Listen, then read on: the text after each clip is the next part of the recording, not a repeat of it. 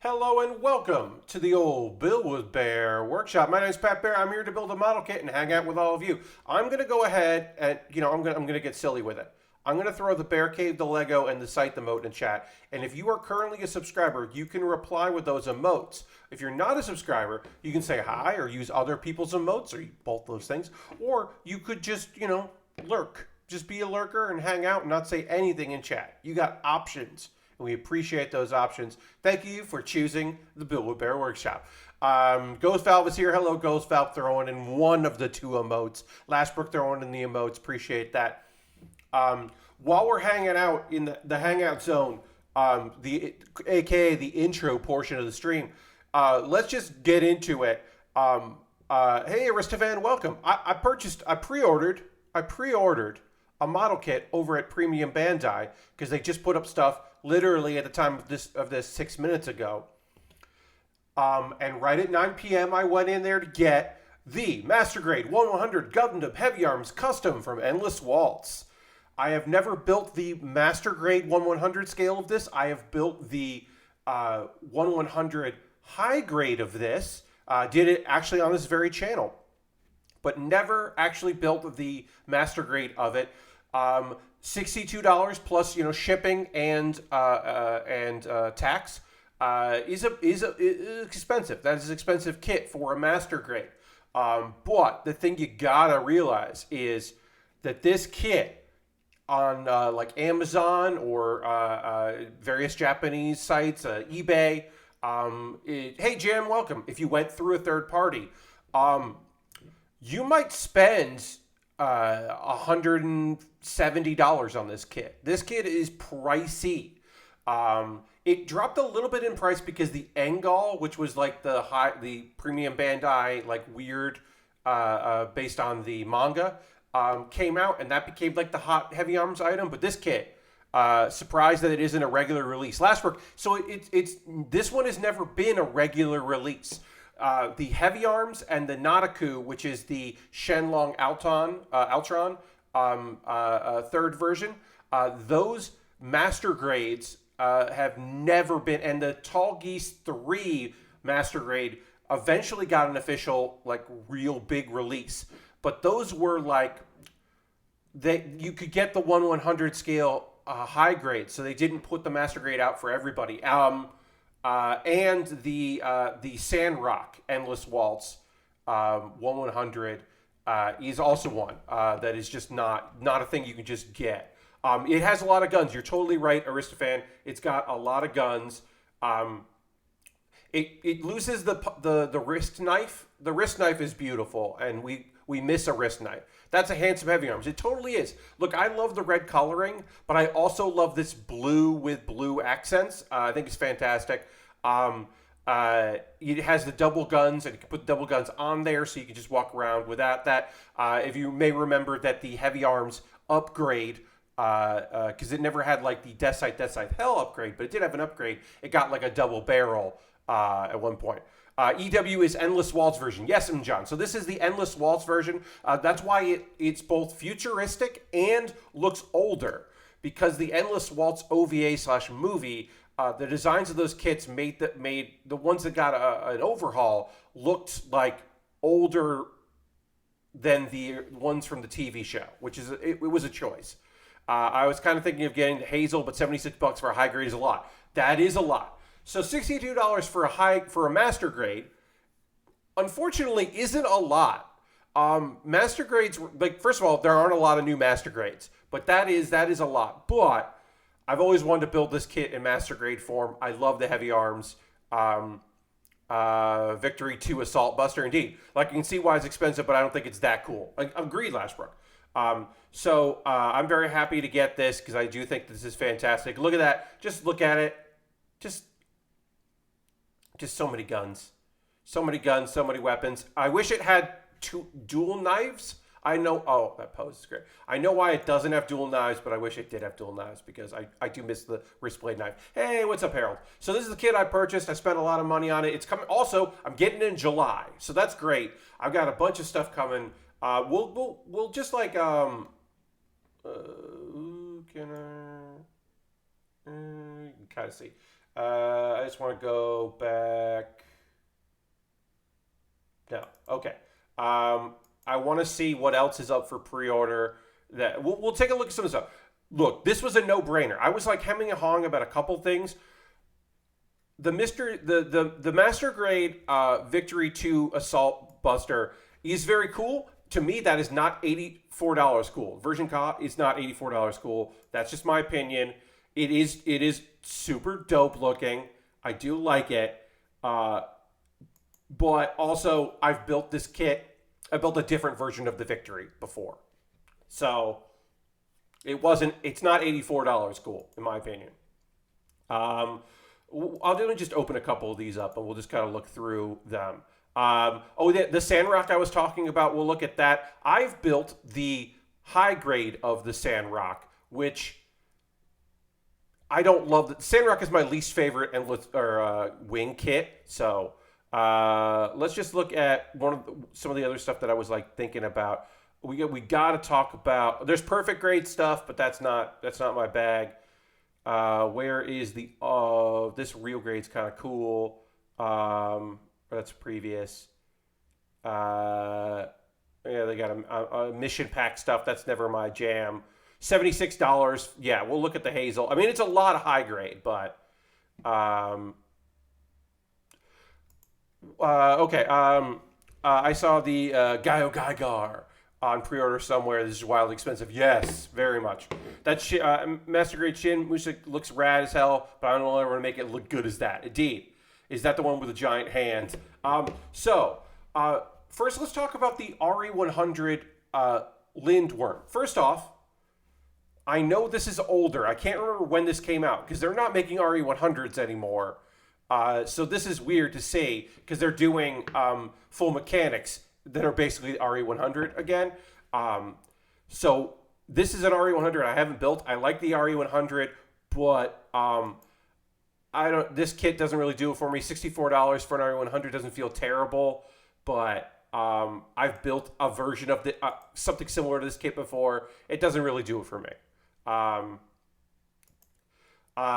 this real grade is great, and if I didn't just spend a bunch of money on an old kit that I really wanted to build, I would have gotten this 144 real grade of the Robert Gilliam Zaku 2, because look at these goddamn colors. Now, is this that different from other Zaku 2 real grades? Not really.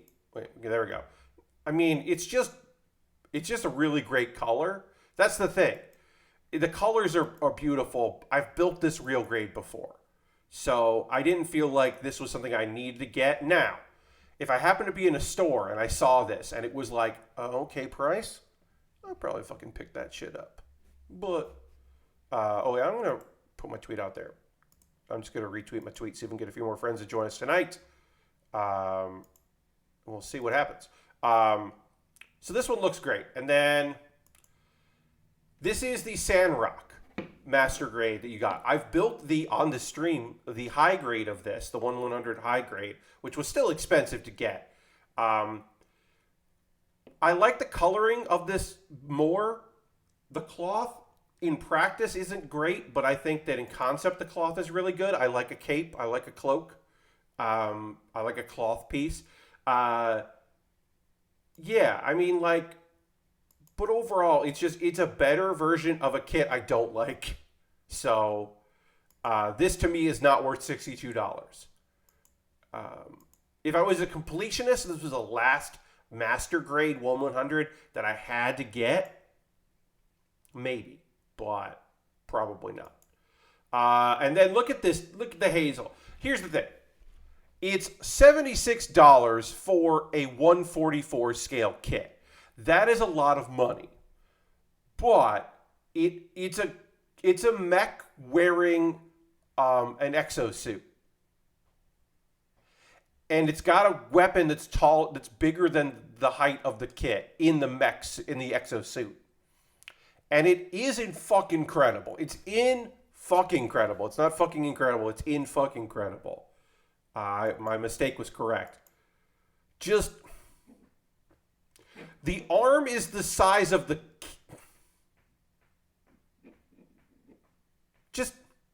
And then, yeah, because how are you going to hold that weapon? You put it on the backpack.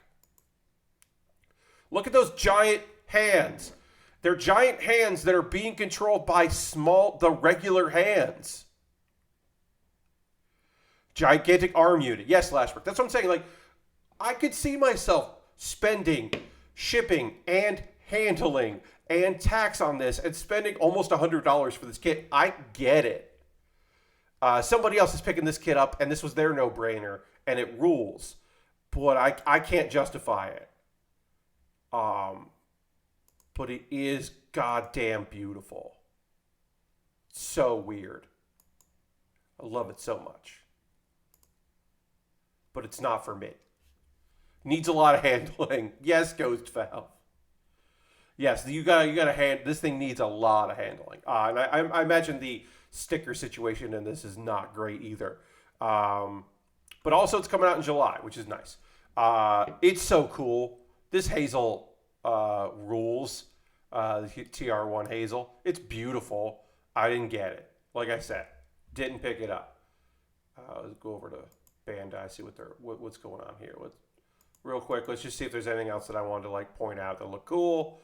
For those that missed it, I'll just say this is the kit that I pre-ordered. It's an older kit. It's existed before. This is not a new mold of it. This is just a re-release of it, but I've never owned it. It's this version of the heavy arms I love so much. I love the colors, even though I do miss the red. I get it for the tone that the show is going for. You know, you got this like muted dark green on the Nadaku. That kind of like marine green. You've got the Death Scythe Hell custom with its long wings. It's very Batman-esque, going back to the one blade, but keeping the cloak element. And yeah, it's totally beautiful, totally worth it. The Tallgeese 3 instead of the Epion for no good reason. There's no good reason that they combined the Tallgeese 2 and the Epion and took away the transformation, which is good because it wasn't a great transformation, the double-headed dragon. That's just very fun. Because he's a circus performer. So he would do acrobatics. Yes. Well, thank you. Welcome. This is a lovely kit. As I said, this is an older kit. I don't remember the year this came out, but I just never built it, and I wanted it, and I have some income thanks to the lovely supportive folks like you. Also, hey, you know this is happening. Let's go to the overhead. We're working on a very different kit than this. My voice is going to crack a lot tonight because I pushed myself too hard last night singing. I really did believe that standing up for the whole stream was going to help me, and it did. I think if I had been sitting down that entire time, I would have been pushing my voice too much, and it would have been a problem. So instead, by standing up, it definitely helped. Also, it still doesn't really matter because I am not used to singing for 2 hours straight. I think we all learned something about the Ava lyricism, John. Yeah. If you missed the stream, you did indeed you missed out on me attempting my best to sing the English lyrics to Cruel Angel's Thesis. Now, are these actual lyrics? Not really, probably. They're probably... Look, I looked it up. It's not a literal translation. It is... Someone took the literal translation and then attempted to make it make sense with the melody of the song. And it's still good. They still have the Bible line in there, which doesn't make any sense in any translation that I've read. It was still my pleasure to sing that weird song for the audience. I still appreciated doing it. And I had a good time last night singing. I don't sing that much anymore, and I miss it. Having opportunities to sing and hang out. I know that there are better Wednesday streams I could do, but as far as audience-wise. But as far as things I want to do with my time, that's just very fun. Oh, and my folks will be back on the 6th, and then it will be more awkward for me to do a singing stream. I also realized that the positioning of my monitors means that I can always move this webcam up if I want to do standing. And it's actually very convenient, where it wasn't when I only had 2 monitors. So I'm, things are better. Now we should talk about this kit. This is the RX-78-2, a classic, of course, the grandpappy of them all, the original Gundam, the Gundam-ass Gundam, with a twist. And the twist is, this is the Beyond Global kit that came out in 2020, I want to say. I'm double checking. This was a 2020 release, I believe it was. Yes, this is a 2020 release. The Beyond Global. It is an attempt to, it is to help celebrate the Gundam anniversary. And 2, it is an attempt to be faithful to the original sketches of the RX-78-2, which it is. Its coloring choices are absolutely beautiful. I love this blue. I very much, I like this yellow that's very muted. It's not a gold. This is a yellow-ish gold. Like, this is a different kind of gold. And particularly, this red is just so charming. It's so lovely. It's like a mauve. It's almost got, it's just a lovely color. This kit only contains 1 sticker, which for a high grade is fantastic. Just the eyes, which is great. And no polycaps. All of this will be interconnected. It is very cool. This is a lovely looking kit that I have been wanting to build for quite some time. Purchased off my Amazon wish list by someone who has chosen to remain anonymous, and I appreciate you. Thank you for your picking this kit up for me. Very much excited to be putting this together.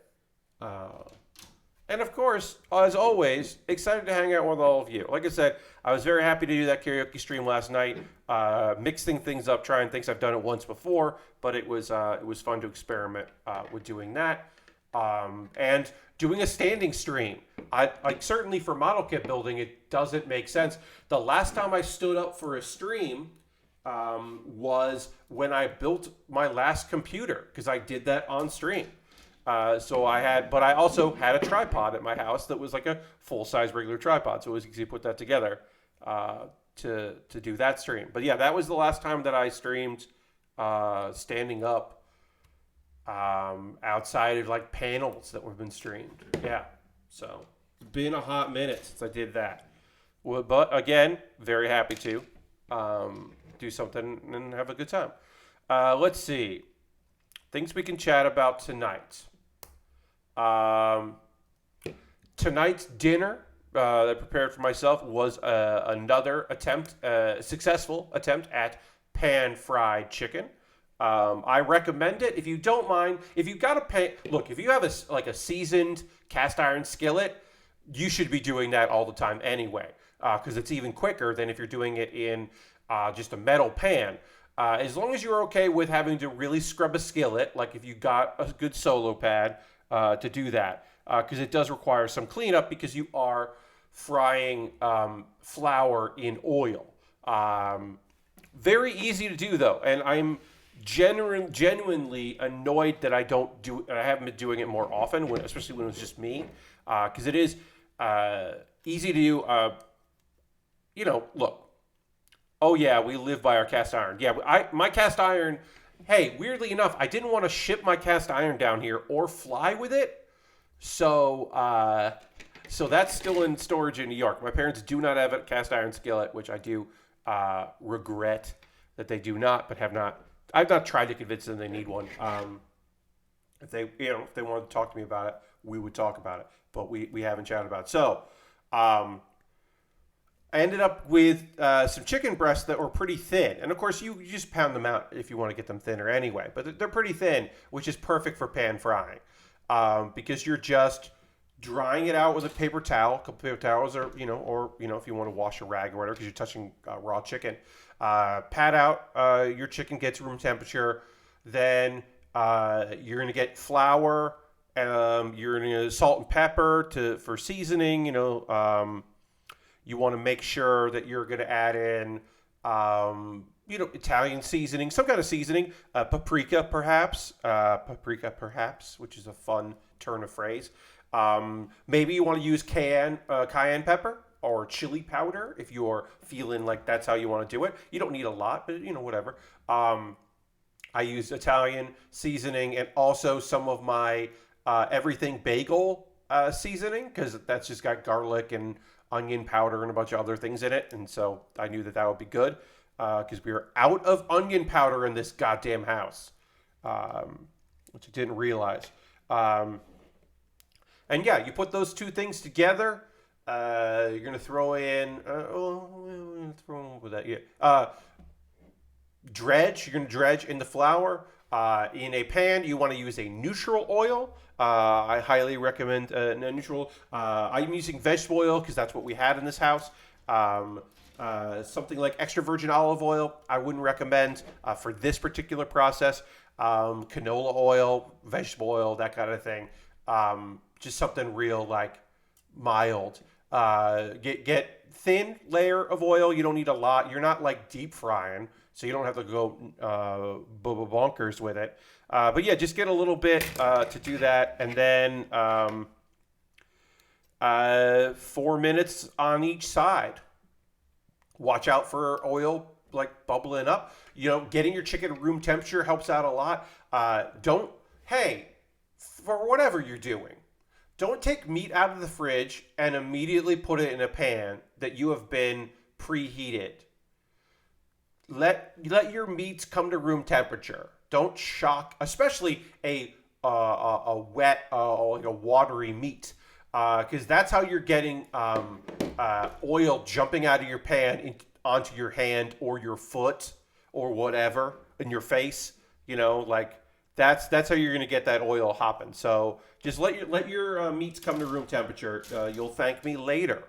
F122, which is over here. But yeah, that came together really good.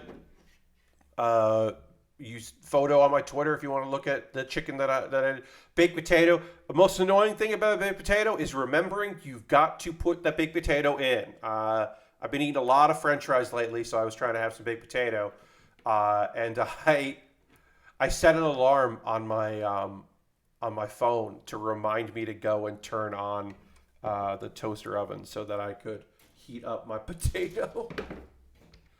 But yeah, that turned out great. I've got a bunch of meals left to make for myself. I still have some homemade barbecue sauce that I made that is genuinely great. It's not as good as my previous barbecue sauce. The last batch I made was unbelievably good. This one is too sugary, which also meant that it caramelized because I marinated some pork chops in it. And then grilled it, and it didn't singe too much, but it did flare up because that'll happen. I have a grill pan. I didn't get out the actual grill, although I have to say, folks, I have to brag a bit. It's been in the 70s here. It's shorts weathers. Like, it's absolutely lovely out. I went for a walk today. I went for a walk yesterday. It's been absolutely gorgeous.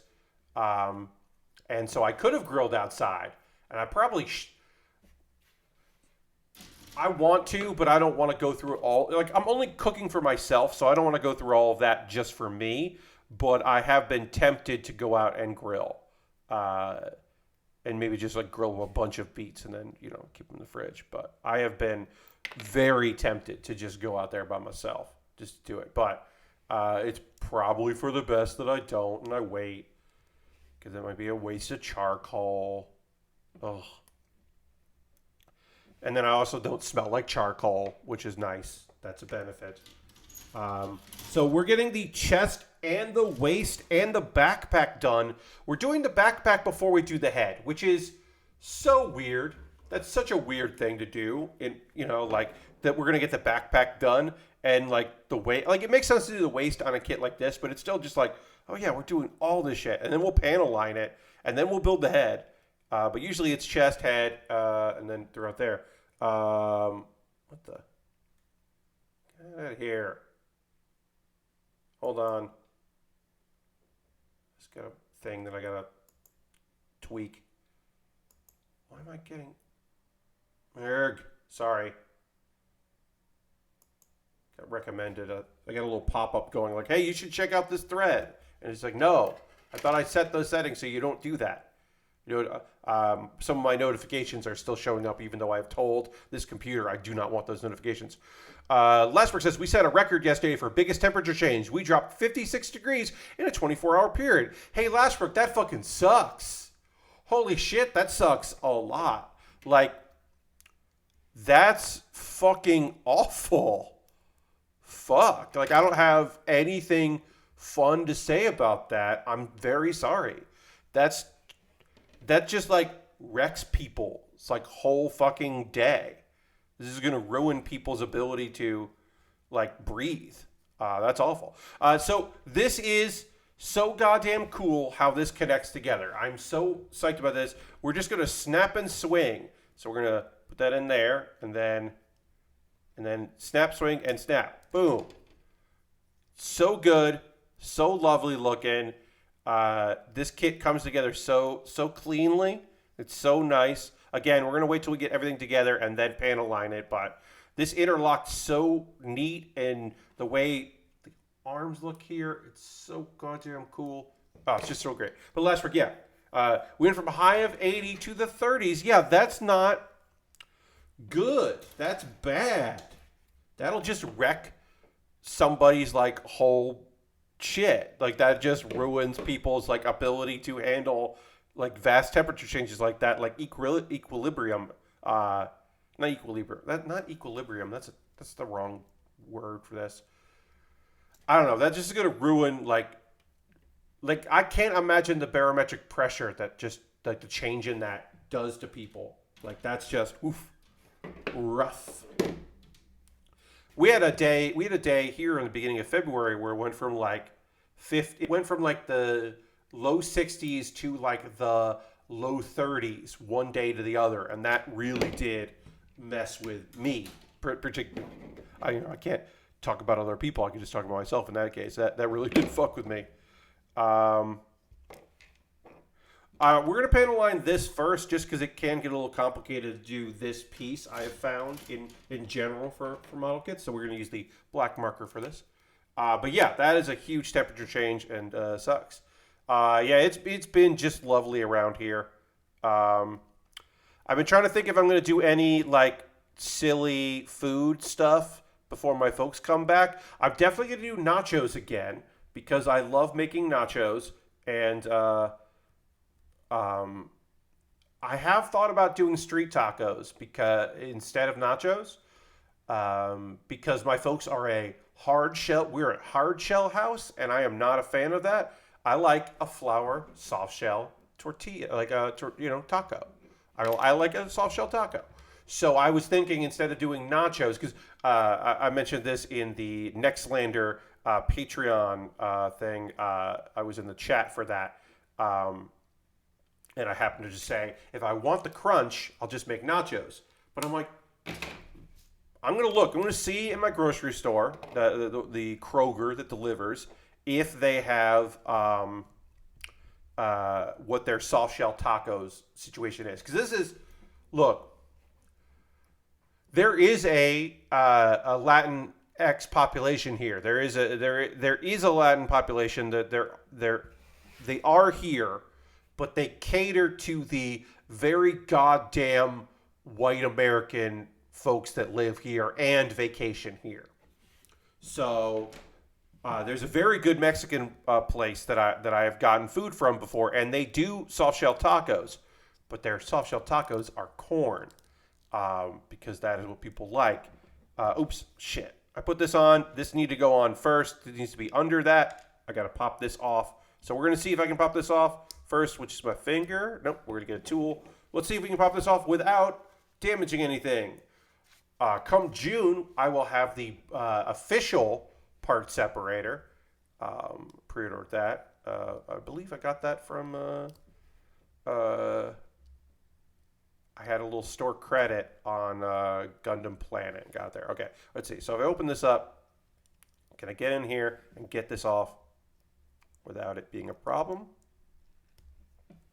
trying to use plastic instead of metal, trying to do from the outside instead of the inside, but we'll try it. Basically, this part needs to come up because I was supposed to put that in there. I put this together wrong, and now I've got to. I'm using the wedge here. I've also got metal in case we got to go metal, but I'd rather use plastic on plastic. All right, let's try this, and we'll probably try to do around in here. There we go. Got it. Great. I got it up enough that I can now get in. Whew. Okay. That was great. I'm glad I didn't need to. I'm glad this didn't break and I didn't have to use liquid cement to fix my mistake. Terrible. Fixing mistakes, never easy on an old model kit. Great. We did it. There it is. And it's panel lined before I had to there, which made it easier to do. We'll go here. What was I going to say?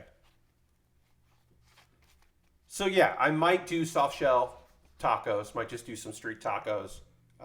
Thinking about it. If I can get like, you don't get like a box, you know, like I'm not going to get fresh tacos. Also, the place I like, we get takeout from, we go pick up. I haven't done delivery from them because they are too far away for delivery because everything will be really cold and that sucks.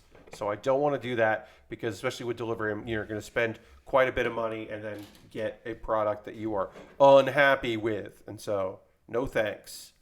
Okay, so let's get the front piece we need here. It's lovely blue. Put it on here. Get that there.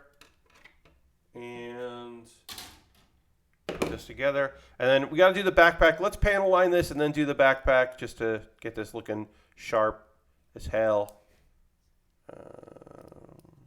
What am I missing here? Oh, there it is. Okay. There it is. Had to press that one. That had like a snap to it as well. Don't always love that. And then we're just using black for all of this because we don't. Let's with the red. We should use brown. This is the normal red here, and also there's not much to panel line on the red, but we'll use the brown on it. It will look nice. We'll go bonkers with it. We don't need to. Just do all the indents here. Fill that out. There's not much to panel line on this part of the red, but we'll do it because it'll look sharp. All right. And yeah, let's see. So probably nachos, not nachos, street tacos or nachos. I don't think I'm going to make another meatloaf. I might try another casserole because I did the tater tot casserole and that was good, aka some hot dish.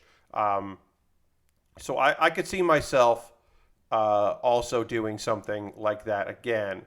I don't know if that's in the cards, but I could see myself making some other kind of casserole.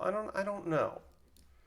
I do want to make because I do have that barbecue sauce. So I either want to make a pulled pork or pulled chicken sandwich. I also have. I'm gonna have to get an onion. Yeah, I'm gonna have to get an onion anyway because I have an onion and maybe a good bell pepper.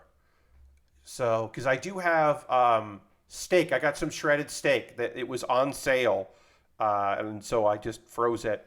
But it's shaved steak. So, but I got it at a real good price to make. To make cheesesteaks. So. I should probably do that at some point and get my. I'll have to do it with American cheese because I'm out of provolone. I don't necessarily. I mean, if provolone's a good price, provolone's very expensive. Here's the fun thing because I don't have access to Costco for myself. My folks do.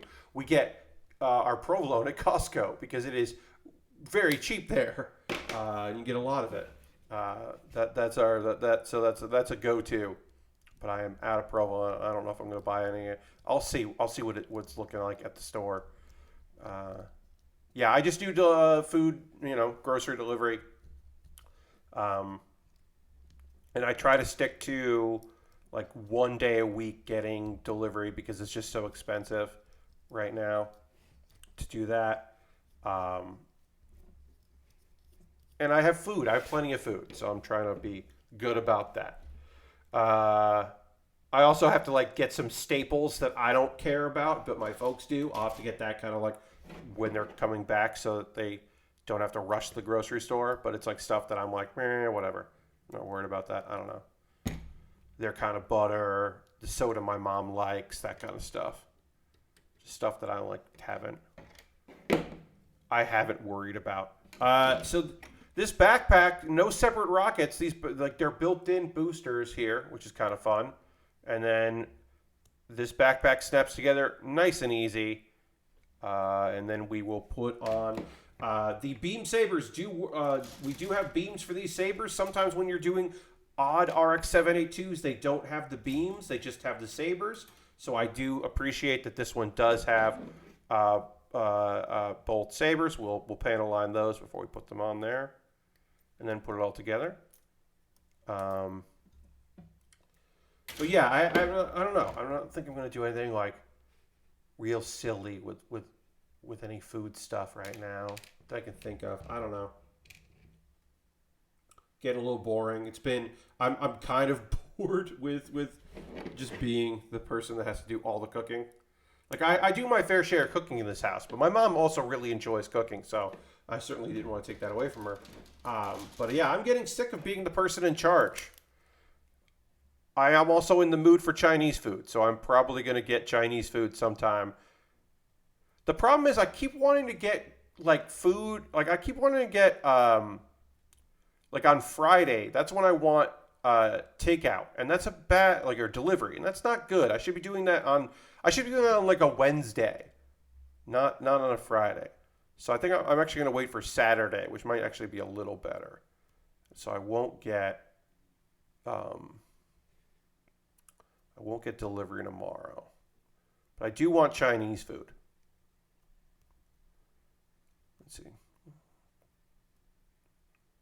I don't know what I'm going to do tomorrow. What do I got in the fridge? Or what do I got in the freezer? I got burgers. I could do burgers again. I feel like I just did burgers.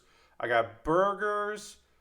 I could do the steak that I've got and do like a big steak sandwich.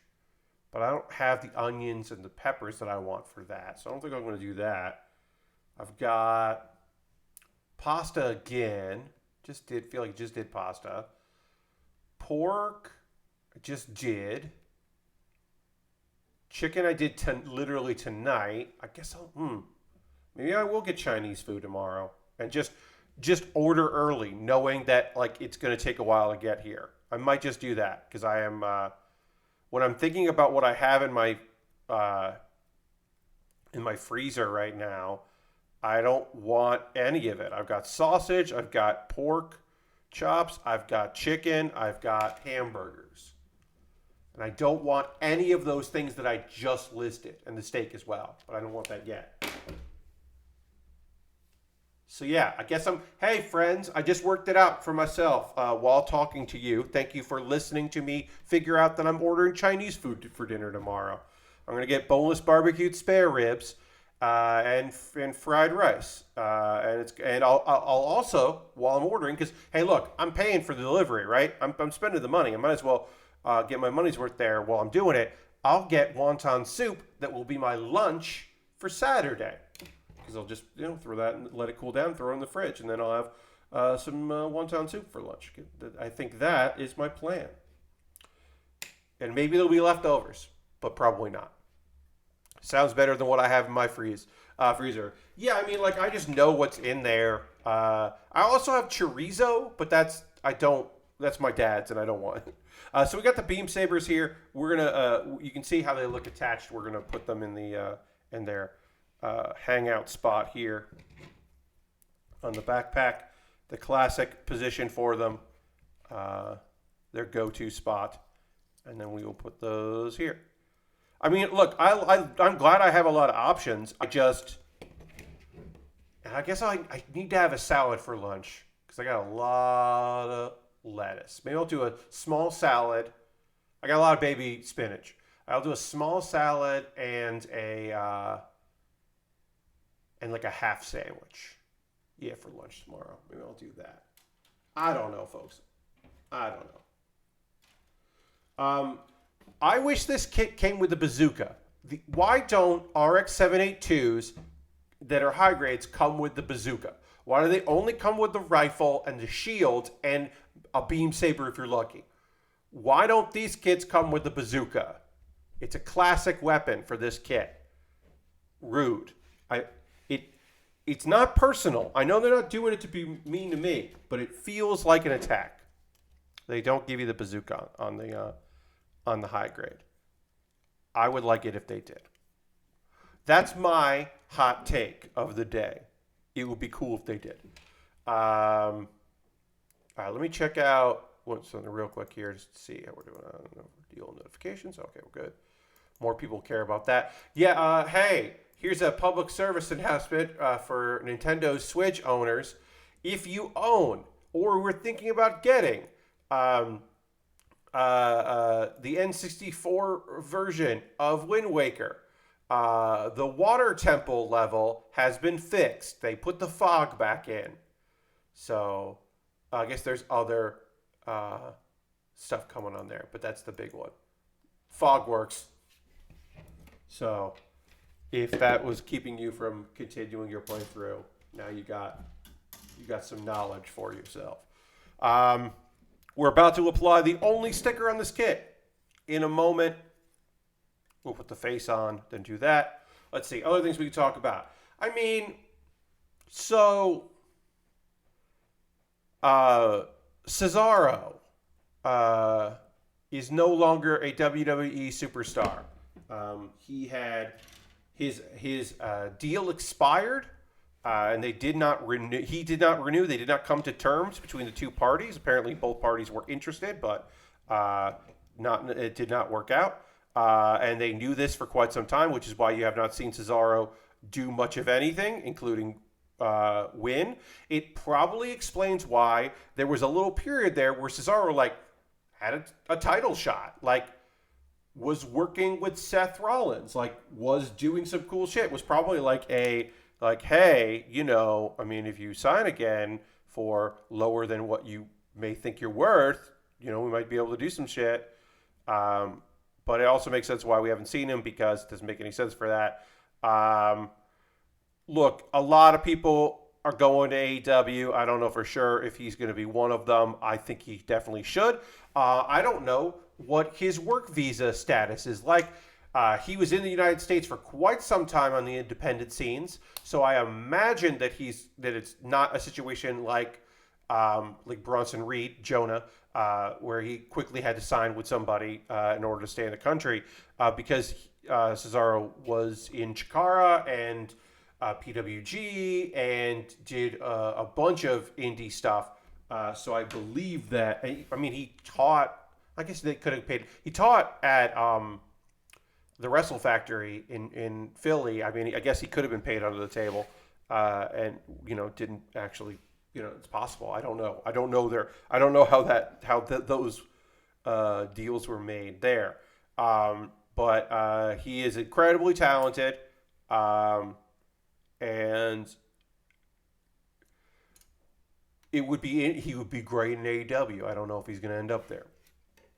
But now DeParty is down to just the one, which is very strange to think about. That the foursome from up, down, down is now just Xavier Woods. There's nobody else there of the four crew. Very strange. But yeah, I don't necessarily I'm not the guy that's well, he should go to AEW about everybody. But there are a few people that is he could probably do okay there. Honestly, Cesaro should go to New Japan and take over New Japan, because he would be huge there, and they would fucking love him. But who knows if that's going to happen. Maybe that's not what he wants. I don't know. I don't know what the guy wants. Maybe the guy wants to wrestle so much it didn't bother him that he was not going to renew his deal, where he would have been doing pretty good to not be a top guy. I don't know. Maybe he just wants one big run somewhere because he's been doing it for a really long time, because he's and his body is tired of it. I don't know. Can't say. But I do think that's a great fucking wrestler. Also, someone had retweeted or posted a video of him. Have a good night, Harold. Thanks for being here. As always, my friend. Hope to see you again soon. They had a video of him just cleaning house and being incredible as part of the bar with Sheamus. And I forgot that he did a version of Rey Mysterio's 619, which they called the Swiss 19. I completely forgot that happened, and I was like, oh yeah, I forgot all about the Swiss 19. That's such a good move and a bad name for it. The Swiss Superman, Cesaro. So good. Underrated tag team, the Bar. They did a real good job.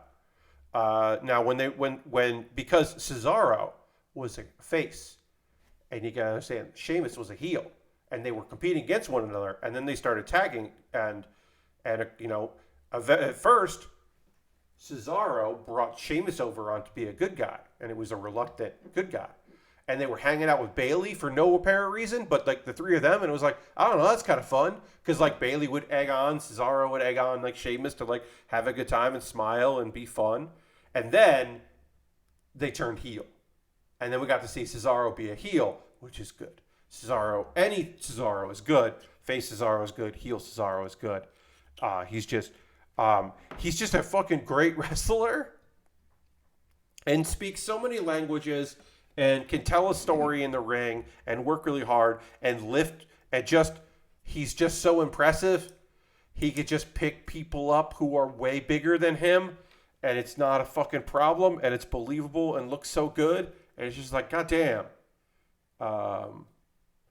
And the people I know who know him love him. He's beloved, which is great too. Isn't that nice?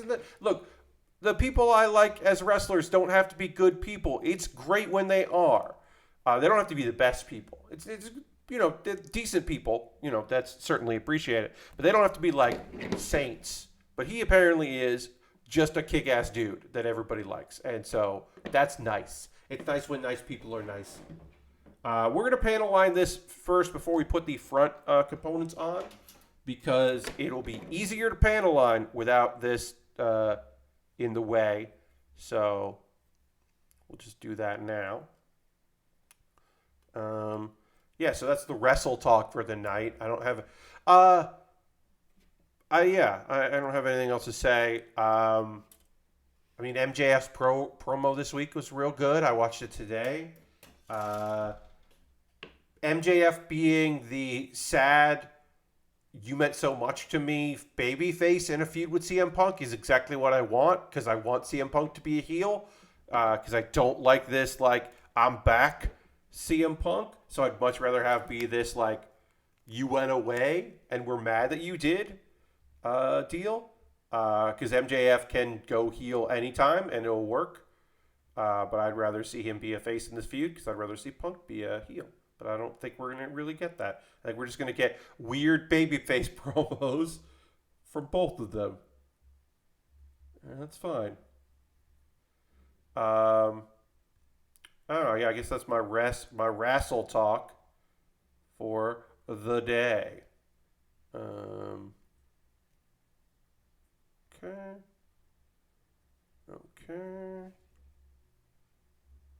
Getting that in there. Cleaning this up a little bit here. Just panel lining this, trying to make it look nice. We'll clean it up, then we'll do the we'll finish the kit off here. Put together. But yeah, so this is this kit, the Beyond Global is a anniversary kit. It is supposed to be more in line with the original illustrations of the RX-78-2. And I think it does an excellent job of that. I think it's just, like I said, the coloring is beautiful. The way it is put together is really fun. I love that. I love a high grade with no polycaps.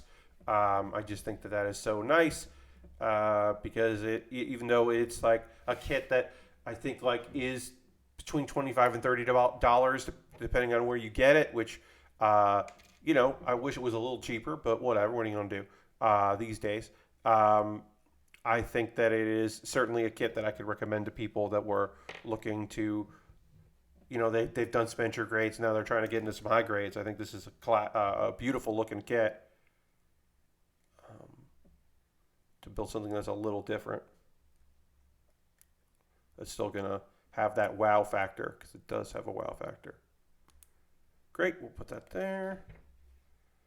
And then we'll put this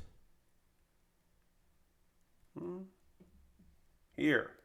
Great. So here is the head of our RX-78-2 Beyond Global. Pull that up there. Oh yeah. And then we'll just pop that on right here.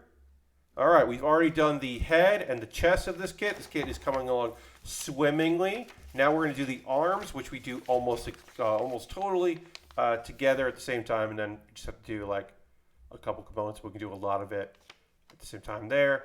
Yeah, the arms and the shoulder. I guess they wanted me to put the arms on before I put the head on, but whatever. I don't care about that. That's fine by me. We'll still be able to get the head on, no problem. Or the arms on. If I got to pop the head off, I will. It's easy enough to do. We'll do that, and then we'll build the waist after that. Ooh, it goes from the waist, and then the legs, and the feet, and then the legs, and then the shield at the very end, right? Yes. The last thing we'll do is put it all together, and then build the gun and the shield, I should say. So, I think this kit like we're gonna get a lot of it done tonight, and then Saturday we're gonna get most of the rest of it done, and then we'll actually finish it up on Monday. Is my guess. I don't think it will take all the time in the world. It won't take all the time in the world to do this kit, which is totally reasonable and cool. Got no problem with that. I don't know what we're building after this. I'll have to put it up for my $10 patrons over on patreon.com/PatBaer. More on that in a minute or two. I'm sure that I will put a poll up there. I still have 2 more of the Gundam Breaker Battlelog kits to build, and I'll put up like a couple other. I got all high grades right now. I got nothing but high grades. Let's see. At some point, I believe it's shipping the Gundam Harute or Harut. I don't know what it is. Let me look up. It's a premium kit. I know that. Ship date notification. Yeah, February 16th. Okay, so the ship date is between now and Monday. It's going to ship out. So I will get it in the beginning of the week, it looks like, which is fine. Because right now it is prepared to ship. But yeah, I'm getting the a high grade coming in, and then I don't have any pre-orders coming in until April. Getting a bunch of stuff in April, bunch of stuff in May, a couple things in June, a couple things in July. One of the things in June is the part separator. So I only really have one kit. The I don't know how to say Asclepius high grade. I got that coming. I get to learn how to say some of these names, kids. Yeah, it's Harute. Harut? Harut? I think Harute is probably wrong. It's probably Harut. Or Harut? Harut. I'm going to say Harut. The Gundam Harut high grade is coming. I don't know. I got to look it up. It's just a kit that looked cool. I don't know. I also have the Weiss Barzum kit that I have. I'll have to build at some point. I got a bunch of kits that I don't know. I don't know how to say the names of them, which is fun because I'm at the point in my model kit building career where I just buy stuff that looks cool. I don't know what it is, but it looks neat, and I'll pick it up. I mean, I built that Extreme Eclipse that was just like, that's from a fucking video game I've never played, but it looked incredible. It looked like a Nerf gun model kit, so I was like, had that beautiful colors, those clear reds and oranges. I was like, I gotta build that. So I am Not opposed to just picking up something that looks neat, even if I have no idea what it's from, but because it like speaks to me in some way. And then sometimes it's like tonight, pre-ordered a kit that I was like, this is a kit I've wanted to build for a very long time. I know all about this kit. I can't wait to put together. Like that's like to me a no-brainer. Also the price, like I said, that price was $62, and with even with shipping and handling and taxes, it's still a third of the price that I've seen on Amazon and eBay. So forget that shit. I might as well get from Bandai, and then I'm not buying something from a third party on Amazon or from an eBay seller, and like just hoping that I get exactly what I ordered and not some other weird thing because I just spent all this money from like an eBay seller. It's like, no, I'll get the thing I actually want, which is cool. It's great when you get the thing that you actually want and paid for. That's some good shit. So I'm definitely more willing to do that with the old premium Bandai kits here and there. If only they had put out the what if premium Bandai put out the Swordfish 2 model kit, because that shit is $80 or $90 on the out there to get old stock, and it's a great kit, but I don't know if it's 80. I built it in the 90s, and I definitely did not spend $80 on that kit because if I remember correctly, it's a quick fucking build. I was so hoping that they were going to reissue that in timing with the live action show, and they fucking didn't. And they didn't say they were going to. This was just the thing I wanted to happen, so I can't be too mad about it. But I was disappointed because I did want that to come out, and it fucking didn't. All right, I'm going to retweet my tweet before we get into the pause for the cause. We're going to talk about ways you can support the channel and all that. Oh boy, my voice is unhappy with me. I'm going to drink a little water right now. But yeah, the pipes are unhappy with the current situation. All right, let's go to intro screen. If you are currently a subscriber, let's throw the Bear Cave, the Lego, the site, the moat in the chat. I'm going to talk about ways you can support the channel. All of the things I'm going to mention here are optional. None of these are things you have to do, but if you'd like to do that, I would love it. Jam is here. Hey, Jam. Throwing those emotes in. Dustin's here. Hey, welcome, Dustin. Thank you for throwing those emotes in there. These are things you've heard before. If you're watching this later on an archive on Twitch, you can find this in the links to the things I'm going to talk about here. In the chat. If you're watching this later on YouTube, what's up YouTube? You can find all this in the show description. Subscribing is an easy way to support what I do here. You can use Cash Money, or if you have Amazon, you can link your Amazon Prime account there. You could gift a sub. We had 10 gifted subs from someone anonymous and 6 this month from Aristofan, which is fantastic. Gift subs always appreciated. Dustin just subscribed with Twitch Prime. Another month, another Prime sub. All right, we got to hit the old applause there. So we'll hit the applause.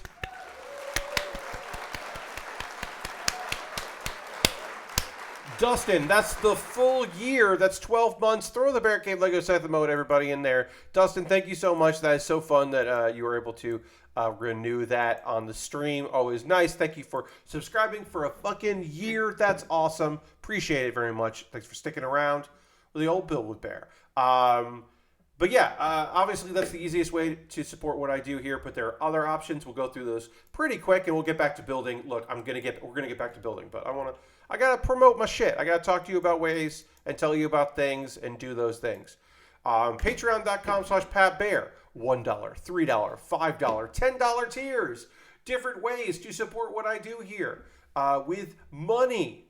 Thank you to everybody that has helps me out there on Patreon. You got a treat today.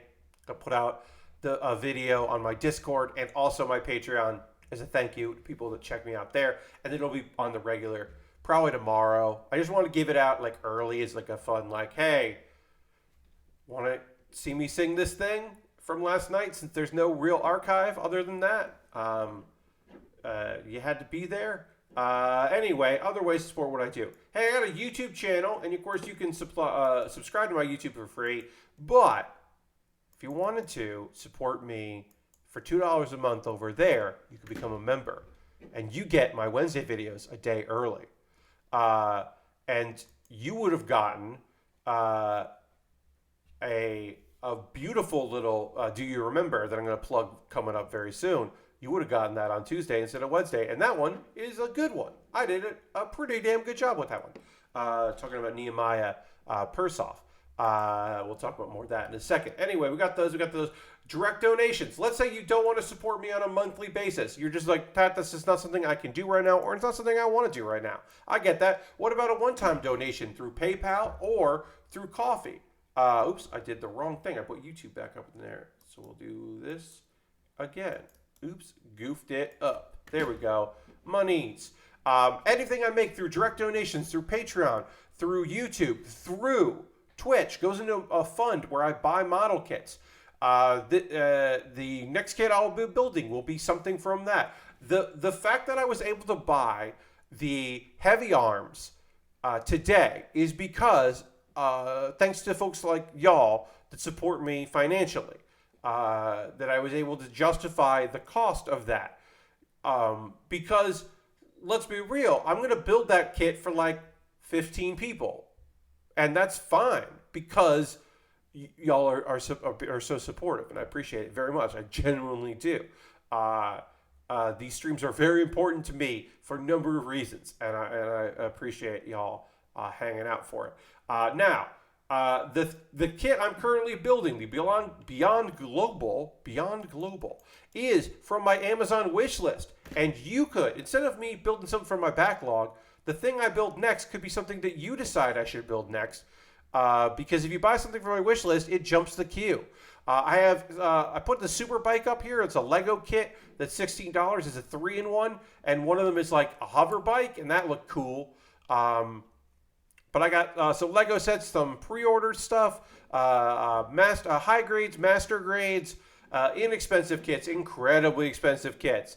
Kits that are like, this shouldn't be $50 for the Gundam, the Zeta Gundam. The Zeta Gundam MK2 should not be, so the MK2 from Zeta should not be $50 for that high grade. I put it up there. Maybe you want to pick that up. Ooh, that dropped in price. The Raphael high grade is now only $40 with free shipping. So I'll move that. And then I have the heavy arms. It's not the heavy arms I bought. It's a different, very expensive heavy arms that's in there. And then a couple pieces of equipment in case you were like, I wanted to support what I do here, but you don't know about model kits. It doesn't really matter to you. You buy something in there, I shoot a video all about it, and then it jumps the queue. The alternative to that was, if you wanted to, you could buy a gift card to USA Gundam Store, and then I would use that money to buy a kit at USA Gundam Store. I just pretty recently put in an order for USA Gundam Store that I'm excited about. I just pretty recently got something there with my own money, so I am buying things from there, and I could have bought there. I got another one-piece ship, because there's only a couple left that I haven't built, and I've been wanting to do a kit with a lot of stickers. I never said, but I wouldn't mind building that. And then I also got I got a G-frame, the Blitz Gundam G-frame, because I've never built the G-frame kit, and that's probably going to be like a one-stream build. But I'm curious about it, and maybe you are as well. Also, the Blitz Gundam is cool. It's kind of almost a Death Scythe, an excuse to build a Blitz is fun, so I got that coming. That's just stuff I bought at USA Gundam Store, but if I had a gift card from you, I could buy more stuff from them. Let's see. Discord. That is a way to support what I do for free. We're going to get back to building in just a minute because we're almost done with my promotional material, and then we'll get back to building. But yeah, I got the old Discord. You can check that out, obviously, hang out there. If you want, there's a video, an unlisted video that I put up there today that everybody else will see later. Pat Baer's Anime Club. I got a new video out coming on Monday. If you missed me talking about the Anime Awards, here's the video about the Anime Awards. New video coming in, as I said, for Monday. And Do You Remembaer? I talked about the actor, the voice actor that played Papa Moutzkowitz in An American Tale, and An American Tale 5 Goes West, and the third and fourth movies, which were direct to VHS that I don't remember the names of. This person did back-to-back incredible Jewish characters. He was a character actor from stage and screen and television. He was in everything in the 80s and 70s, 80s, and 90s. But yeah, played the dad in Fievel, and then also American Tail, and also played the dad in Yentl. Played Barbra Streisand's dad. Lovely character actor who is still fucking. He's alive at 102 years old, my friends. And I looked him up because I was talking to somebody about that actor, this particular actor, and I was like, wait, he's still alive. I gotta do a Do You Remember about this guy. So you can learn about that, and I think it's a pretty fun episode. So check that out. Do You Remember? Where I attempt to remember as much as I can about something that I've looked up, generally on Wikipedia. I'm gonna try to do like another resource site and like remember things from some other place that isn't Wikipedia, because I think that would be probably good. Because otherwise, if I'm only going to do Wikipedia, I should have Wikipedia in the name, and I don't. So I should mix it up. Anyway, we're going to talk about a manga that I've been reading, and then we'll talk about some anime that I've been watching. So we'll do that, and then I'm going to drink a little water here first. So first things first, dramatic transition, and then we'll get back to, we're going to work on some arms.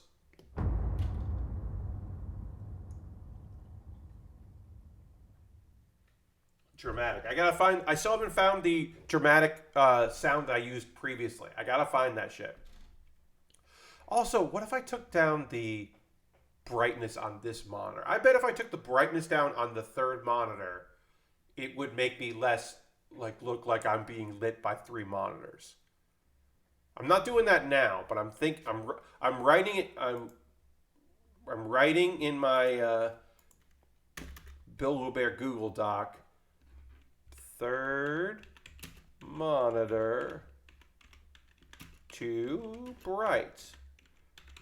Because really, I don't really use this third monitor outside of streaming. I do occasionally have I had like the map from Fallout up the other day because I'm still playing Fallout 4 when the mood strikes me. And so sometimes I use it for that. But really, this third monitor is mostly just to have OBS open so I don't have to have it on one of these other screens. And it is helpful to have that. But anyway, we got to talk about some manga. It's manga chatting time. So let's talk about the lovely slice of life, Kawasemi's Fishing and Cooking. This is... I thought this was going to be way cuter than it is, because it's cute, but it's not as cute as I thought it was going to be. This is a slice of life about two unlikely friends, one who really likes fishing. Welcome, Fancy. Welcome to the stream. I'm talking about a manga that I've been reading while we're working on a model kit. Kind of very similar to how I do a lot of streams here. But anyway, yeah. So these are the unlikely friends. You got your quiet, reserved girl. She never expected to be so quiet and so reserved, but she's just shy. She moved out to the countryside from the city and doesn't have her friend network. She never really had a lot of friends, but she used to have a few. Because the big thing about her is she's really quiet and kind of meek unless she's talking about food, and then she won't shut up about it, and people are very shocked and weirded out by it. And because she doesn't have any friends, the local tough girl, as it's called, translated in the manga, the Yankee, because she's like tough girl, but basically they're called Yankees if they are like street toughs, and especially if they bleach their hair. Because she's not Garuk, she's not like tanned, but she is like a tough. She's not a gal. But she is like the tough girl. Basically, it's just like, oh, well, you're quiet. Come with me. Hang out with me. I'm going fishing because she loves fishing, which is strange. So we've got a girl that loves cooking and a girl that loves fishing. and now they're friends and they hang out, and it's pretty great. It's pretty goddamn adorable. It's also pretty funny of just like them like kind of annoying each other. The very first, um, the very first chapter of the manga has our girl like our lonely girl here kind of freaking out about bugs because using bugs as bait, and she starts like trying to kick them away. And then she gets like one like lands on her forehead and she collapses and curls up on her side. And basically the artist just literally drew the Yamcha hole pose, the famous Yamcha pose when he was just like dead. And it's just like the Yamcha hole thing. And it was very fucking funny to just see that illustrated in a manga. I was just like, that's a really weird reference to put in there, but I was like, whatever, it works. But yeah, it's cute. We got a new follower. Welcome, Nick Guff. Thank you for the follow. Appreciate that. Welcome to the old Build with Baer. Thanks for being here. So yeah, Kawasemi's fishing and cooking is cute. I thought they would become faster friends than they have. It is a little bit of like one of them still feels like part of the story has to be her being reluctant to hang out, and I think that will go away over time. And I think it's kind of fine that they're doing that. It's not like it doesn't ruin the series. I'm not like bored with it. We'll talk about being bored with a repetitive joke when we get to the anime section, which is coming up here, because there is a repetitive joke in particular anime that I'm watching that is annoying. So let's talk about get into the anime section. Okay, so one of our many isekai here, or two isekai that we're talking about in this section, she professed herself pupil of the wise man, is tough.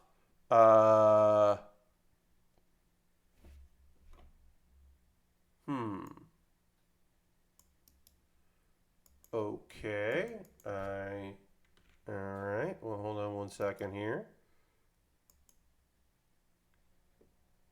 That's just I don't know if I know that song, but okay. So that's it's a remix of a song. But hey, Lord Crashington. But yeah, so that's a weird first time chat message, just promoting like a remix of a Lizzo song. I do think Lizzo's great. I don't know anything about that remix. That's weird. That's a weird first tweet. First chat message, I should say. I don't know. That's just weird. Just something to think about, how that's weird. That was your first one in our chat, was just promote a song. It's just weird. Anyway, thanks for being here. I'm just passionate about it. I'm sorry. Okay, yeah, it's just weird. It's just a weird first, like, hey, you should listen to this thing. It's just a weird unprompted recommendation that had nothing to do with anything we were doing. But it's just weird. It's just something to think about. That is very strange. I mean, hey, I will say, you did get me to look it up, because I didn't know what you were talking about. So I did put it, into Google search to see what that was. All right. So why is this? This goes in. Oh, connected wrong. That's why I was like, why is this not seem to be connected correctly? Because I wasn't connecting it correctly. Anyway, she professed herself pupil of the wise man. I'm getting a little tired of the shtick where nobody thinks that she is as strong as she it is in reality. Like, yes, she is in a small child's body. It just okay. Again, weird. Just a weird combination of some first-time tweets from or chat messages. Again, I'm saying tweets again. Just a weird combination of chat messages from two new people. Just strange. Just strange. Whatever. Anyway, because the gist of She Professed Herself Pupil of the Wise Man is this dude suddenly woke up in a video game world that he had been playing in, and now it's real.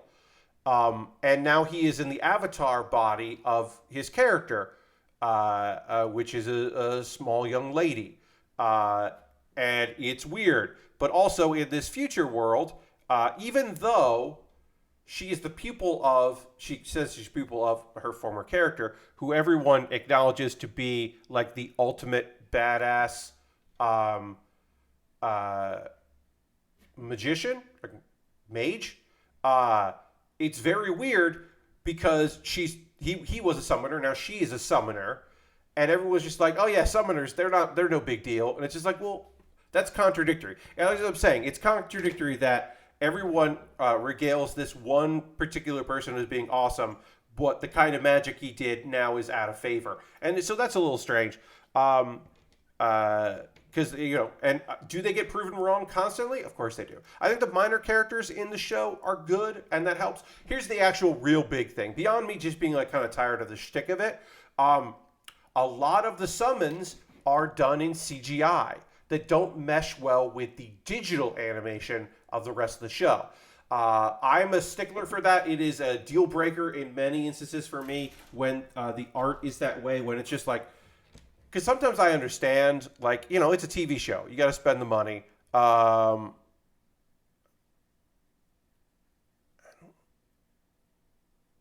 don't. Nick, I don't know how to respond to that. I don't know what that means. I don't know how to. I clearly don't look like that. I don't know what to tell you. Is it the bandana? Is it because I wear a bandana? I don't know. Okay. Fancy says, I started Gundam, the original series, and will be hunting my first Gunpla this weekend. Didn't want to interrupt you is all. No problem. Totally okay. Good luck on your first Gunpla experience. It is it's a hobby I love. I love building model kits. It's a real good time. So, good luck with it. My big piece of advice is take your time. Really take your time. Double check the piece they want you removed. Make sure you're taking the piece off of the spruce correctly.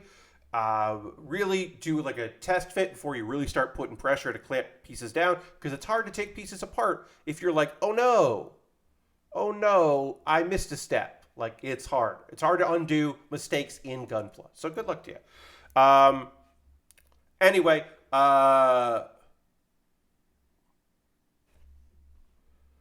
so I don't. Yeah, sorry, Nick. If you're like, we're done. I just don't. I don't know, man. I don't know. I don't know what's going on. This account apparently was created in the end of January of this year. You could be a totally great person, Nick Duff. I just don't fucking want to read your tweets, your messages in chat. I keep saying tweets. I just don't want to read your messages. If you're a great person and I'm being an asshole, I'll take the L on this one. I'll lose out on this one. But I just don't know what's going on with you, and I don't want to deal with it. Sorry. We always want new people coming in. We love having new people in here talking about the hobby, talking about whatever, like answering questions if we can. I always want to be that. But yeah, the vibe check. Like, I've had people who, like, I will admit this. I will not go into great details about this. I had somebody who messaged me feeling really bad because they hadn't chatted in a long time, very long time, and they said something about my appearance that was meant to be a compliment. I didn't take it as a compliment. It actually really bothered me, and so I banned them. And they were somebody that watched a lot, but they were just a lurker, and they genuinely felt bad, and I felt bad. So like that, I have messed that up before, but like, I don't know what's going on with Nick, and it was one of those things where I'm like, that's not the worst. Like, if you're gonna be a troll, just be one so I could ban you immediately. Like, but that was just like a weird thing. I don't know. Look, everybody's got their own different vibes when it comes to, and their own feelings when it comes to talking how they moderate, right? Some people, Hammer comes down real quick, real easy, and then they get like requests for DMs and being like, "Hey, what's going on?" And then people like won't fucking shut up about it, and they're like, they just like people that they're chatting with on Twitter will suddenly get messages like or tweets from other people going like, "Hey, did you know this person banned me? Can you ask them why?" And it's a thing where you're just like, it doesn't matter. Like, come on, because they're just like so infuriated about it, and other people are just like, I don't know. It's just like weird. I don't know. I don't know what's going on. Like, folks that have been around for a while can let me know about how they're feeling about stuff, right? Like, you can bring up a weird thing. Like, if you saw something like, last night telling me in chat, I forget who did. I think, was it Lord Crashington? I don't remember. Somebody told me about the Call of Duty Attack on Titan skit. That came out of nowhere. I was singing songs. We hadn't mentioned Attack on Titan. It came out of nowhere. But I was like, well, yeah, you're somebody who's here all the time. You could definitely tell me about that in chat. Because, like, I'm like, sure, I'm not going to look at that right now, but that is a weird thing that I'm happy to know about. So thank you, because I know who you are. Yeah, that was you, Lord Crouching. I figured it was. But, yeah, because I didn't bat an eye at it. It was out of nowhere, but it was totally something that, like, yeah, you should put that in chat. It just takes a bit for a viewer to get the right feel for a stream or Twitch in general. Yeah. Yeah, fancy. And that's the thing, right? Like, sometimes those faux pas come in, right? I've had people who have come in to chat here and asked, like, good questions about stuff, and which I appreciate hearing and answering. And then they're like, the thing I felt the worst about is I had somebody come in not too long ago, ask a bunch of questions, and then go, "I'm so sorry that I put so many messages and took focus away." And it's just like, oh no, you were asking questions and I respond to it. I'll let you folks know if I'm like, I have said this before, and I will definitely, it'll come up again, folks. I will at some point in the future many times say, you know what, I don't want to talk about that right now, or I don't have an opinion on that, so I don't feel like chatting about it. Like, I have said that because this is my stream. So, like, people can ask questions, and I think it's, like, totally okay. Yeah, and like I said, I don't necessarily fault Nick from that. It was just weird, and I don't want it. So we're done. And then when I look and see that it was created, like people make new accounts, but that is to me more like when it is a new account that, like, out of nowhere, not that old of an account, that often does make me wonder what's going on. Like, again, people join Twitter all the time, or Twitch and whatever, but yeah. I've known people that are quick to apologize. They don't realize their apology is rude. Yeah. I mean, also, like, this is a thing that we know from being online, is that intent is hard to read in Twitter and Facebook and Reddit and Discord and Twitch, YouTube comments. Sarcasm and jokes are hard to read unless you know the person. I mean, I've had times where, like, one of y'all will write something in chat, and I'm just like, wait, is that oh shit, okay, that was a joke. It just like flew over my head. I was like, oh nope, did not get that joke. Did not understand that we were doing jokes right there. And that will definitely happen again, especially because I'm trying to build a model kit and converse and keep an eye on chat and all that. So sometimes my focus is shifted between numerous things, and so sometimes I do just unintentionally completely miss out on what was happening in the conversation. So this should pop all the way down. It doesn't. Right? If I look at that, yeah, that should be flat. Yeah, there we go. There it goes. Sometimes when you really got to put pressure on a piece, it feels terrible. That is a model kit thing. That never really goes away. Sometimes they just like, yeah, that's laid on, no problem. The other one I had to put some pressure on. Yeah. Yeah, that's totally, yeah. The excessive use of emotes seems like a red flag to go with the messages. Uh, yeah, I mean, like, I don't have a problem with people using emotes. I do think using like the general emote, like the most general emotes, is kind of weird. But that, to me, the emotes isn't so much a red flag as opening with like weird assumptions about me. Like, I'll say this: it did take me a second to think, is motorcycle because I'm wearing a bandana? Like, I don't know why I don't associate wearing a bandana with a motorcycle. I just fucking don't. There's just nothing. I just don't associate that at all. Which is funny that it's just like, to me, it's just like, what? Oh, okay. Sure. All right, we're going to do the right arm and the left arm here. We'll put these on there. Anyway, going back to me talking about some anime, because that's kind of what I'll talk about here. Because of Pat, I associate bandanas with model kits. Oh, it's so weird that Automod is like, do you want to say rednecks? Yeah, we can fucking say rednecks in here. So Fancy says, where do you get your Gunpla? I put a pre-order in with BBTS, so it won't get sold out before I get it. Kind of a rural area, so I don't get a lot of cool things. Yeah, so I'm also in I'm not in a rural area, but I am in a southern city. I don't have a local shop. When I lived in New York, I would shop locally. I would go out, pick some stuff up.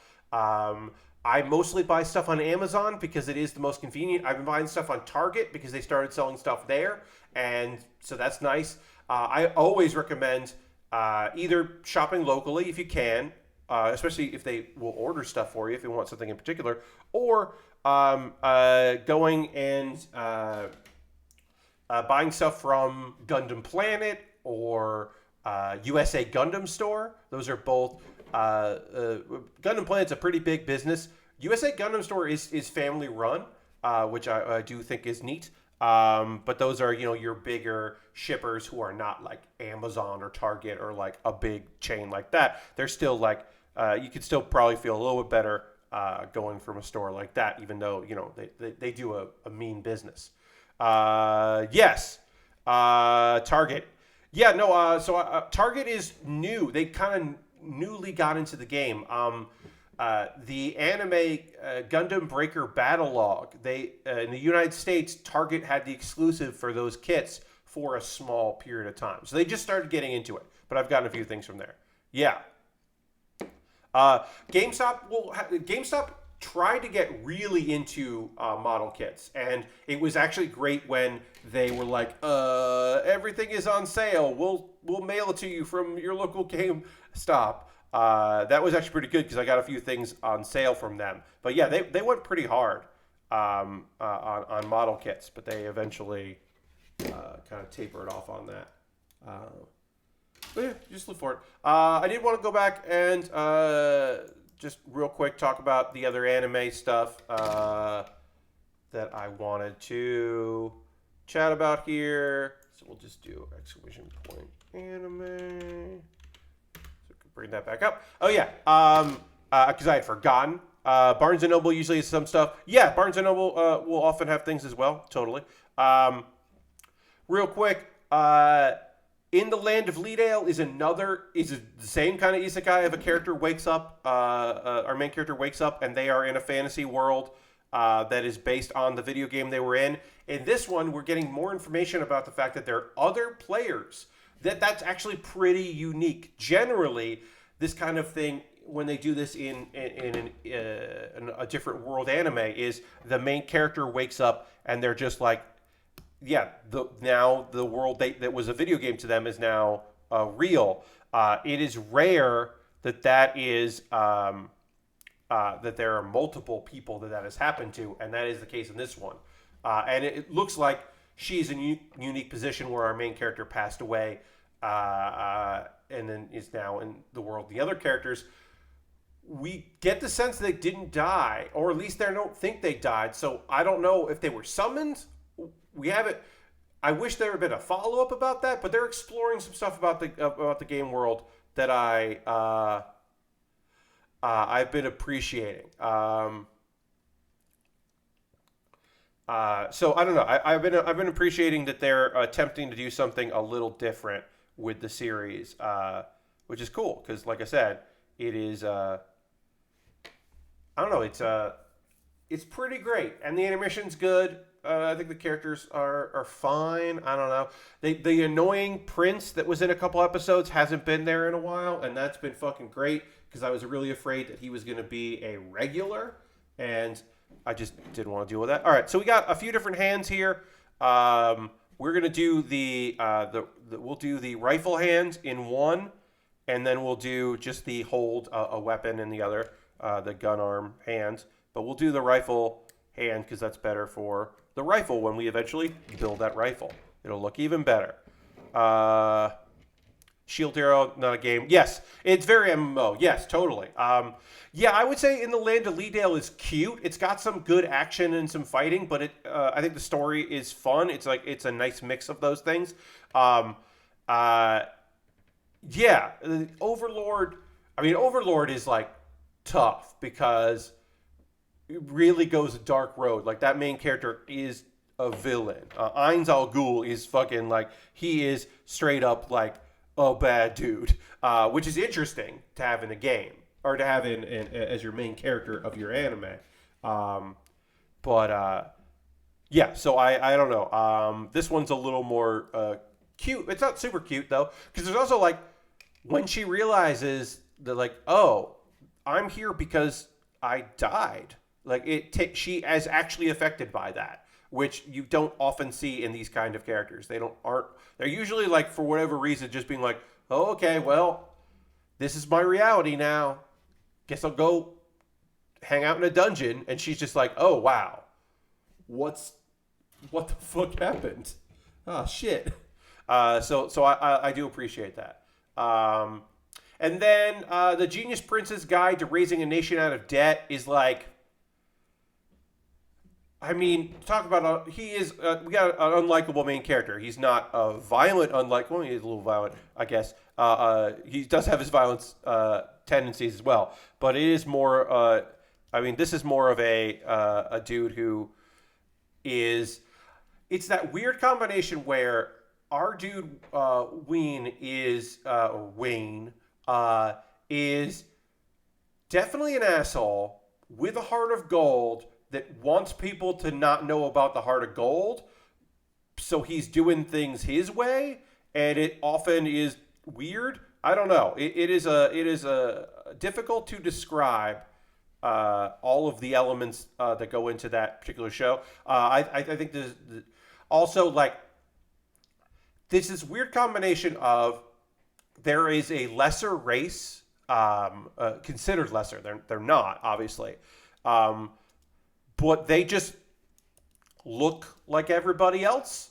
That there is no, from an audience perspective, there is no difference. And, of course, in reality, there is no difference between the races. We're all just fucking people. You know, so it is weird in this anime that they're just like, we're going to, oh, well, that person's there, and I can't even believe she's around here. We're going to insult her and her race. And you're like, I have no way of, there's just nothing. There's no marker there. And so, like, I get what they're trying to do with that, but also it feels like a cop-out. It's just, I don't know. It's weird. I don't think I'm doing a great job explaining why I think it, like, I don't know if I'm doing the best job, but it is just one of those things where you're like, they want to have their cake and eat it too of like, well, we're going to have like a, you know, like our main character is it like that? And you can tell who the bad people are because they think that way. But also, we're going to have them look the same. And I don't know if we're doing that to, like, make a point or what. It's weird. It's very weird. Anyway, that's fine. It's, I don't know. It's not my favorite, but it's serviceable. I do think that, like, oh, so one thing I do like about this is, so he is a guy who, wait, these are the right parts? These are, He is a guy that, like, Oh, okay. So this is a weird thing. These arms connect very strangely. So you'll have to give me a second to get this connected here. There. So you got to do it like that, and then it swings around like that. Okay. Yeah, these arms connect strangely. Sorry, it took me a second there to figure out how this is supposed to work. So this is a guy that like has his schemes and has his plans, and things go right. They go according to plan mostly, but he also does have to, in the last second, like fix some stuff that didn't go according to plan. So he's not like a super genius. He's just a good schemer, and I do appreciate that because I do think that the like, oh well, everything went according to my plan somehow. Everyone did the exact thing I needed them to do in the exact way I needed them to do it. It's not that kind of a story. It's just that like this dude like goes for it and has to adjust, and things work out. And then also when they don't fully work out, it's still not a bad thing. Like he had no idea that like he's trying to sell off his country, but put them in a good stable position. He doesn't want to like another country to annex themselves or an area to annex themselves and then like be in a political marriage. He's like, oh, I definitely don't want that because then I'm the ruler and I've just been saying I'm a temporary ruler. But if I become like that, then I have to like do that work. And I don't know. I appreciate that. I appreciate that like it's not a story where everything goes well immediately and we're just along for the ride. It is not like the strongest sage with the weakest crest, which I talk about, I'll talk about again on Saturday when I watch the new episode. That is a show where this dude is, it makes a boring story. The protagonist never has a struggle. Yeah, so that's the strongest sage. Like, you're never wondering, is he going to pull this one off? Like, he's gonna. The thing that makes that show kind of fun is the minor characters, or the supporting characters, particularly Iris, the dragon. She is just really fun to watch. Okay,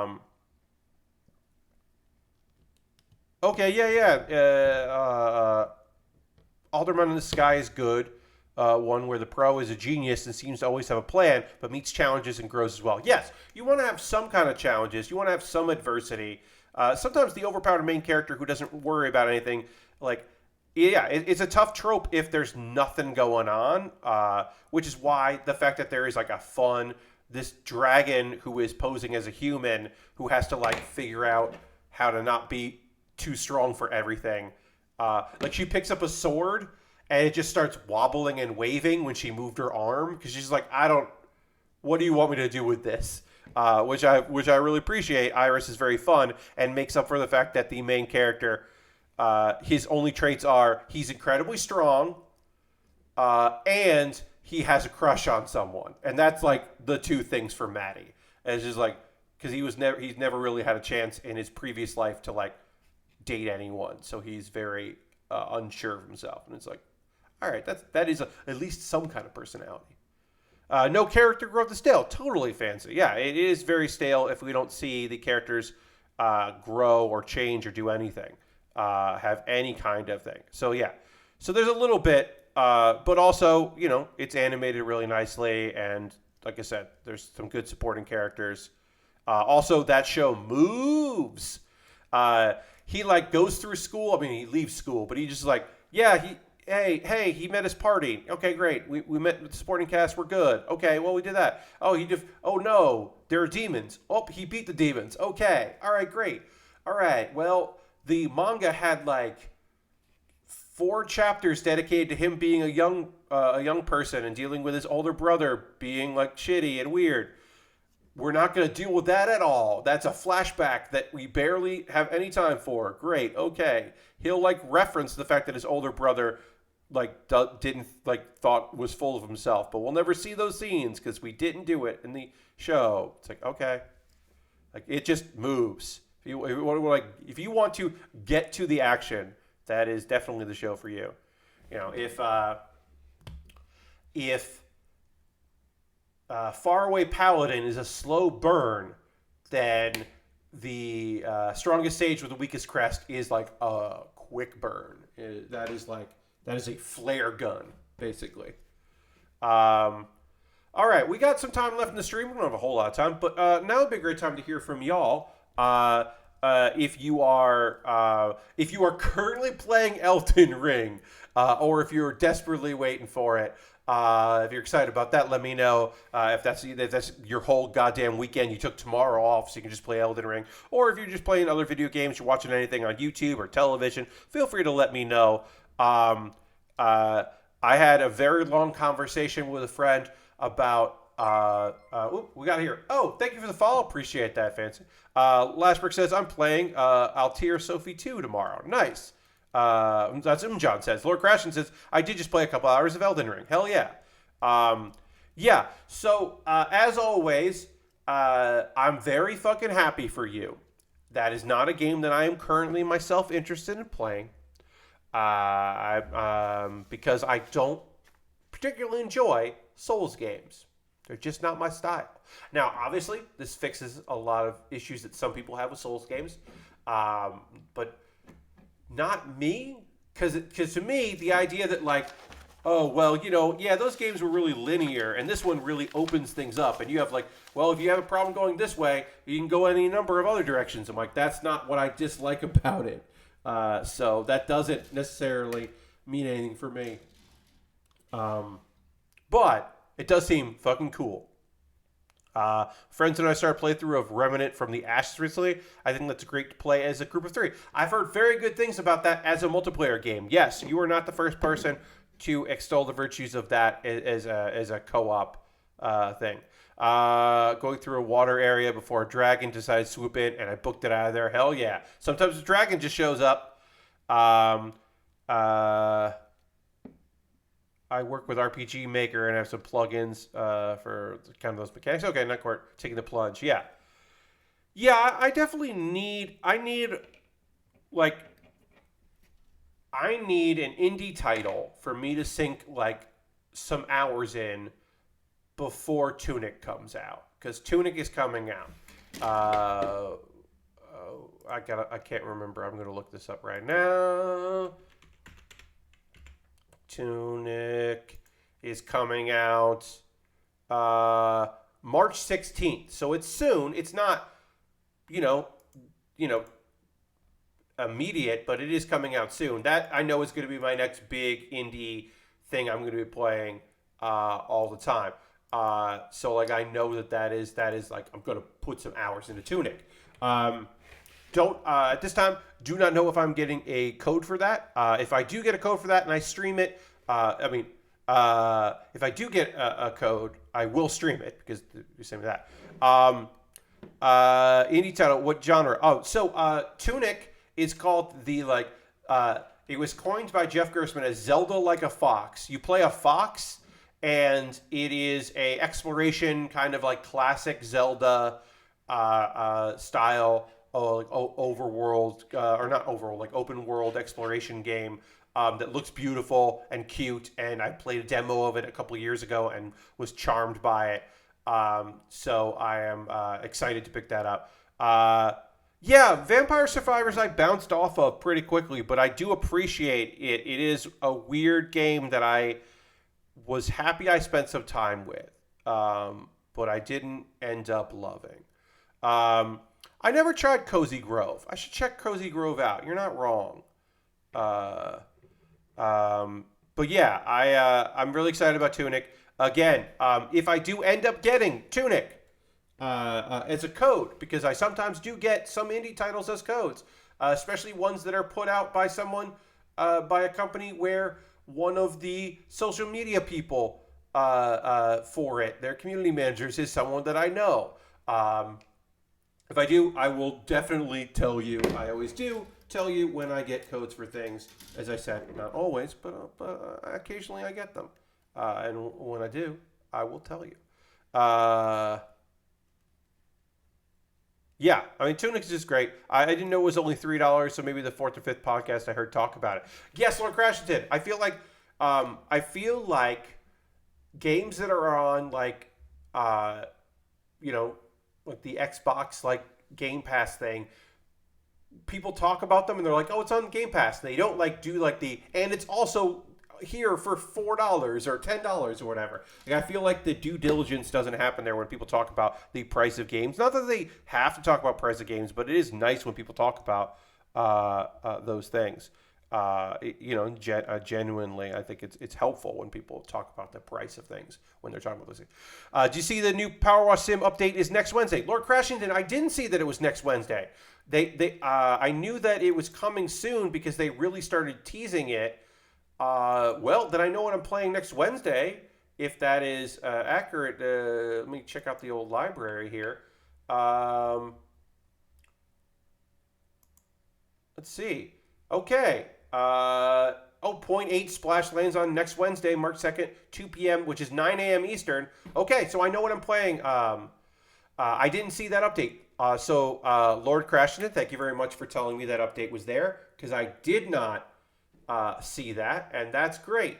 I can't wait to watch that plane and the subway and the other locations. They dropped updates specifically Wednesday stream. Yes. Yeah, I feel like they're not doing that just for me, but it also is very convenient for me that they're updating on a Wednesday because I play games on stream on Wednesdays. And, model kit build other days, but yeah, it is very convenient for me because now I know what I'm doing next Wednesday, because I didn't know what I was doing next Wednesday for my Wednesday stream, and that's great to know. Also, we gotta finish some jobs in Power Wash Simulator. Because I need to unlock stuff for the new power washer. I need more accessories, so I got to do jobs to earn money. New pro scan and a fix for people getting stuck on 99% clean. Yeah, Lord Crashing, that bug has not happened to me, but that would be infuriating if I did get that bug. So I am glad that they have figured out how to fix that. I think they said they had like a rough idea, and then they were like figuring out how to implement it. And that is great. Getting stuck at 99% sounds awful. Anyway, I think Power Wash Simulator is really fun, and I look forward to checking out the updates and seeing what they got. I don't know if I love the like indoor space. I mean, there's only been one of them. This will be the second one. And I didn't love the first one, so maybe I'll really like this subway platform or station that we're going to be washing. I don't know. Maybe it'll be exactly what I'm looking for. But that stunt plane looked neat, so I'm looking forward to that one. All right, so this has got a snap on here. We got a lot of it snaps on and then folds down parts, which I appreciate. We're gonna do one more part here, and then we will wrap up for the night. We are gonna end the stream with a raid. We always end the stream by raiding. I'm gonna put this one piece on, and then we're gonna find a stream to go hang out with, because as you know, we do like to go and raid here. So we'll find somebody who's doing cool stuff in the community. They're not always a model kit builder. In fact, they're rarely a model kit builder. They're usually just someone on the West Coast that I think will be streaming for a few more hours, who is a nice person with a good community. Because that is the thing that is most important to me, is that we end up hanging out with that I get to send you to somebody cool. And then occasionally, unfortunately, we go and hang out with someone who is ending their stream for the night, and then they just go and raid. And I wish I could avoid that, but it's kind of impossible unless I see that they've been raiding, streaming for like 6 hours or something. But it's pretty hard for me to be able to know that at a glance that they are wrapping up, or they're going to wrap up. So I'm going to check with some real quick here. Okay. Sorry. Well, I talked about Elden Ring, and some people are fucking playing Elden Ring. So let's go hang out with Xandra while Xandra plays Elden Ring. Xandra made my emotes, and she rules. If you don't want any spoilers about Elden Ring, who knows, because every game's going to be a little different. But if you want nothing, the Nintendo. Nice. Oh, that's awesome, Dustin. That kit was too expensive when it came out for me to pick up, and it will never be that price ever again. So I definitely fucked up. But anyway, we're going to raid Xandra, because Xandra rules. So feel free to come along on this raid. I hope you have a great rest of your night. But yeah, you want to check out Xandra playing some Elden Ring and being just in general a cool person. Thank you all so much for being here. I hope you have a great rest of your night. Come back on Saturday as I continue on this kit. I might even finish this on Saturday. I don't fucking know. Thanks for being here, and I'll see you in the future. Goodbye, everybody. Goodbye, goodbye, goodbye, goodbye, goodbye, goodbye.